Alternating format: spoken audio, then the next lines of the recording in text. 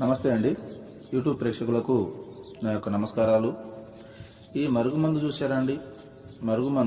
మరుగుమందులో రెండు రకాలు ఉంటాయి. మనకు ఒకటి వచ్చేసి తినే తాగే దాంట్లో పెట్టేది, అంటే అది కడుపుకు పెట్టేదన్నమాట. అది మనం అన్నంలో, కూరలో, చికెన్లో, మటన్లో, జ్యూస్లో, స్వీట్లో, కూల్ డ్రింక్లో అది పెట్టచ్చు. అంటే తినే తాగే దాంట్లో పెట్టాలి, అది కడుపుకు పెట్టేది వస్తుంది. ఇక రెండోది మనకు బట్టలకు, చెప్పులకు, తలకు, వంటికి ఏదో ఒక భాగాన పూసే మరుగుమందు వస్తుంది అనమాట.